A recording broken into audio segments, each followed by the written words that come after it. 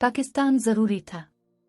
पाकिस्तान ज़रूरी था न सिर्फ मुसलमानों के लिए बल्कि हिंदुओं, अंग्रेज़ों और यहूदियों के लिए भी, जिसकी वजाहत आगे आएगी।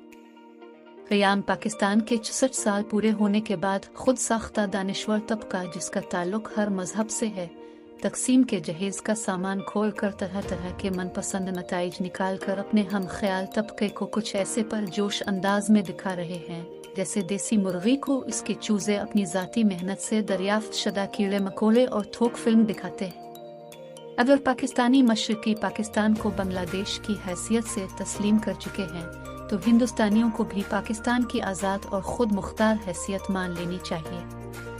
सियासी मामलात को इस नुक्ते से आगे चलाने की ज़रूरत है कि हिंदुस्तान की तकसीम ठीक थी या गलत। वो गैरतमंद बात भी तो चारों ना चार अपनी बेटी के मनपसंद खावंद को तस्लीम कर लेता है, जिससे इसने कोर्ट मैरिज की होती है। हिंदुस्तान के साथ ये कोई रातों रात होने वाला धोखा नहीं, जिसको वो आज भी अवामी सतह पर तस्लीम करने को तैयार नहीं। ये एक कामयाब तहरीक काश्मीर और उनकी सियासी नाकामी और हित धर्मी का सबूत है।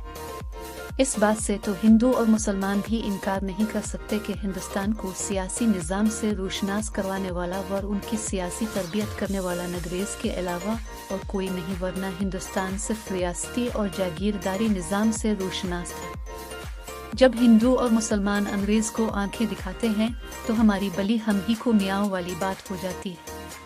अगर मुसलमानों की सियासी जमात मुस्लिम लीग को अंग्रेज़ों की इजाद करार दिया जाता है तो 1885 में बनने वाली हिंदुओं की नुमाइंदा जमात कांग्रेस को करिश्मा की करिश्मा साजी कैसे कहा जा सकता है, जिसका पहला सदर ही हयूम यानी अंग्रेज था। 1906 में मुस्लिम लीग के क़याम के बाद अंग्रेज़ ने इस लिहाज से सुकून का सांस लिया कि अब ये आपस में लड़ेंगे और हम तमाशा देखेंगे, क्योंकि अंग्रेज़ हुक्मरान होने के बावजूद हिंदुस्तान में किसी सियासी पार्टी के बैनर तले मौजूद नहीं थे। कांग्रेस और मुस्लिम लीग का टकराव उनके लिए दो मेंढों की लड़की जैसी दिलचस्पी लिए हुए था और वो महज तमाशाई थे। हाँ, ये बात ज़रूर थी कि बतौर तमाशाई कांग्रेस उनका मनपसंद मीनट थे जिसे वो बार बार जीता देखना चाहते थे। ऐसा होता है, हम जब भी कोई खेल देखते हैं तो नहीं लाजिमना एक टीम के लिए हमदर्दी अपने दिल में रखना पड़ती है। हम एक को हारता और दूसरी को जीतता देखकर दिली तस्कीन महसूस करते हैं।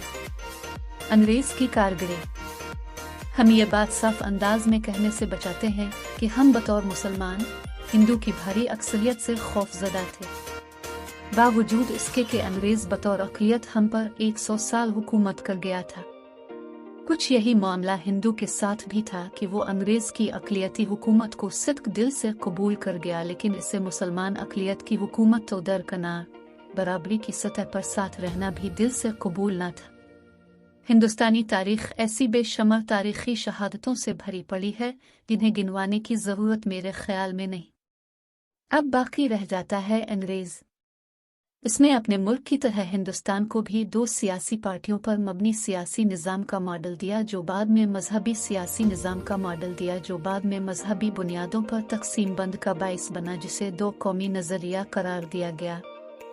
ये दो कौमी से ज़्यादा दोनद ही नज़रिए था।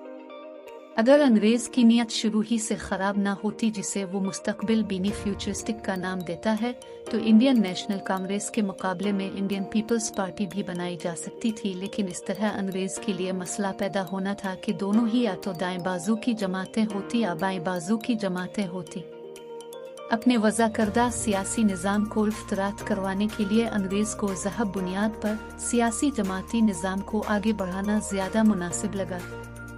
इन दोनों सियासी कम मजहबी जमातों में मजीद गिरोपिंग और सियासी शोर तो कुछ देर बाद देखने में आया, जब गोश्त और सब्जी का ये सालन पकने के करीब हुआ और सियासी शोर बागाड़ा हो गया।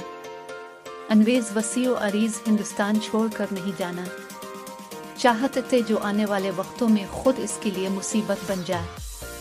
इसके मुफाद में वही तकसीम थी जो वो छोड़ कर जा रहा था, बल्कि उसे मजीद खुशी होती अगर ये तकसीम इसकी तय करदा तकसीम से भी आगे बढ़ जाती। अंग्रेज़ों ने मुसलमानों को पाकिस्तान देकर कोई एहसान नहीं किया था, बल्कि वो इतना काया था कि दुनिया की पहली नज़रियाती ममलुकत पाकिस्तान जो दो कौमी नजरिए की पैदावार थी। इसको मिसाल और जवाब बनाकर अंग्रेजों और उनके हवारियों ने दुनिया की दूसरे